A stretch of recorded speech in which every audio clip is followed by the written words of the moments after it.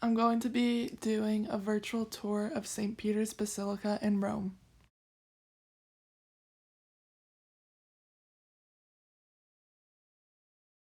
History of St. Peter's Basilica.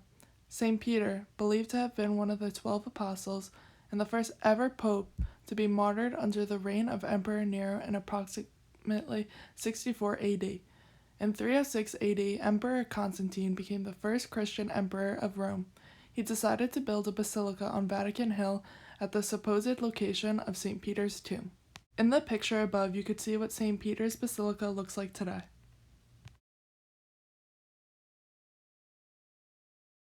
The design of St. Peter's Basilica. Bramante's vision for the basilica was simple. He wanted a Greek cross with equal-sized arms around the central dome.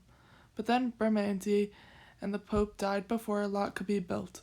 So in 1546, a young artist from Florence named Michelangelo took control of the construction of St. Peter's Basilica, which is the largest church in Christendom. In the pictures above, it shows what the design of the inside of St. Peter's Basilica looks like today.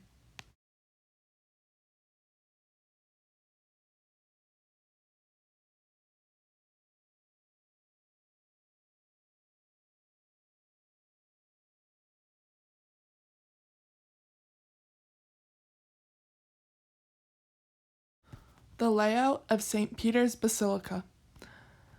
Here are the points of interest of the basilica: the portico, the holy door, the filigree door, the door of death, elevator to the dome, statue of Constantine, the pieta, chapel of Saint Sebastian, the Blessed Sacrament chapel, altar of Saint Jerome, statue of Saint Peter, statue of Saint Longinus, confessio, papal altar of Batticino, the right transept, the throne of Peter, the monument to Alexander VII, left transept and altar of St. Peter, statue of St. Andrew, sacristy and treasury, chapel of the choir, presentation chapel, exit from the roof, and baptistry chapel. In each of the points of interest, there's descriptions of each of them, which you can read. And to the right is the layout of the basilica, which shows how large it is. In the lower picture, it shows the whole layout of what the inside of the basilica looks like.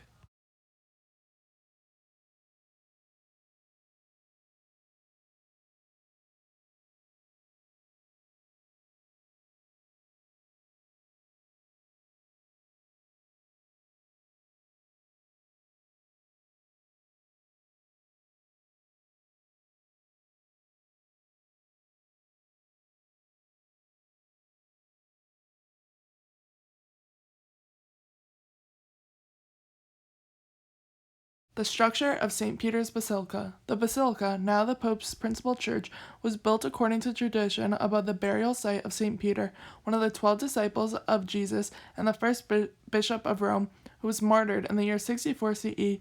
To maintain this tradition, popes are now buried within the basilica, designed as a replacement for the old Constantinian church, where, for example, King Charlemagne had been crowned Holy Roman Emperor on Christmas Day in 800.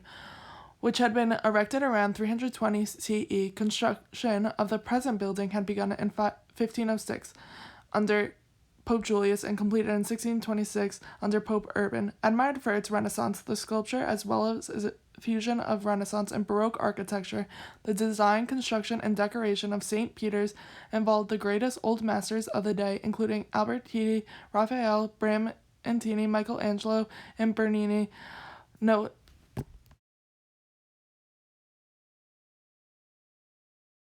Lastly is the decor of St. Peter's Basilica. The original ornamentation of St. Peter's comprised the marble columns and entablatures already described and a great deal of gilding.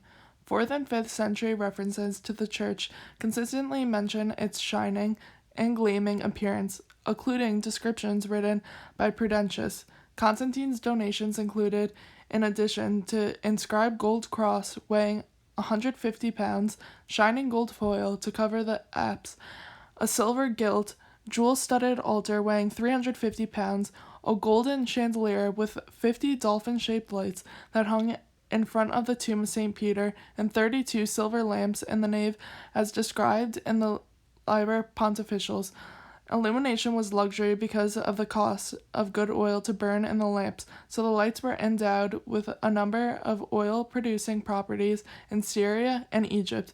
A figural mosaic was set in the apse, possibly representing the Traditio Legis, an image of Christ handing a scroll of authority to St. Peter, with St. Paul on the other side. The nave walls between the entablature and the windows were painted with 2 registers of the scenes from the Old and New Testament.